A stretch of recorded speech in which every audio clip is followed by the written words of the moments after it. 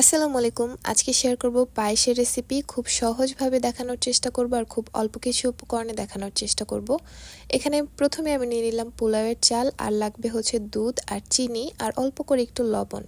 তো পোলাওয়ের চালটাকে হচ্ছে আস্ত করে পায়েসটা বানালে ভাল লাগে না, সেজন্য হচ্ছে এটাকে একটু ভেঙে ভেঙে নিলাম। তো এই কাজটা আপনারা ব্লেন্ডারেও করতে পারেন অথবা পাটাপোতার সাহায্যেও করতে পারেন, আপনাদের যার যা সুবিধা অনুযায়ী করে নেবেন। তারপর এখানে আমি ফুল ক্রিম যে মিল্কটা আছে সেটা নিলাম। আপনারা নর্মাল যে দুধটা আছে গরুর সেটাও নিতে পারেন, বাট এটা দিলে হচ্ছে বেশিক্ষণ জাল করা লাগে না দুধটা। সাথে দিয়ে দিলাম পরিমাণ মতো চিনি। চিনিটা দিয়ে হচ্ছে দুধটাতে একটা বলক মানে যখন উঠবে তখনই এর মধ্যে দিয়ে দিব পোলাওয়ের চালটা। আর যদি আপনারা নর্মাল গরুর দুধ দিয়ে তৈরি করেন সেক্ষেত্রে হচ্ছে দুধটাকে একটু জাল করে নেবেন। তারপর হচ্ছে পোলাওয়ের চালটা একদিকে দিতে হবে, মানে এক হাতে পোলাওয়ের চালটা দিতে হবে, অন্য হাতে হচ্ছে নাড়তে হবে। না হয় হচ্ছে চালটা দলা পেকে যাবে, আর দলা পেকে গেলে কিন্তু এটা একটু শক্ত শক্ত হয়ে যাবে, তখন কিন্তু পায়েসটা খেতে মজা লাগবে না। অনেক ভিডিওতেই আপনাদেরকে দেখাবে শুধু দুধ দিয়ে হচ্ছে পায়েসটা রান্না করছে। আসলে শুধু দুধ দিয়ে পায়েস হবে না, এর সাথে হচ্ছে একটু পানি অ্যাড করতে হবে যাতে চালটা ভালোভাবে সিদ্ধ হয়। আর যে চালগুলো দলা পেকে গেছিলো সেটা হচ্ছে আমি ছোট চামচ দিয়ে ভেঙে ভেঙে দিছি, যাতে সবগুলো একদম মানে প্রপারলি সেদ্ধ হয় আর কোনোটা দলা না থাকে।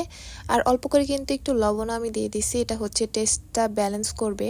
তো এটাকে হচ্ছে একদম নেড়ে চেড়ে রান্না করতে হবে। যদি আপনি নাড়াচাড়া না করেন তাহলে হচ্ছে নিচ দিয়ে লেগে পড়ে যাবে, তখন হচ্ছে পায়েসের টেস্টটা একদমই নষ্ট হয়ে যাবে। তো এটাকে হচ্ছে একটু পরপরই নেড়ে চেড়ে তারপর হচ্ছে সেদ্ধ করে নিতে হবে চালটা। এটাকে ঘন করে হচ্ছে জাল করে নিতে হবে। আমি এখানে হচ্ছে 1 লিটার দুধের করেছি, আমার হচ্ছে 35 থেকে 40 মিনিটের মতো লাগছে এটা হইতে।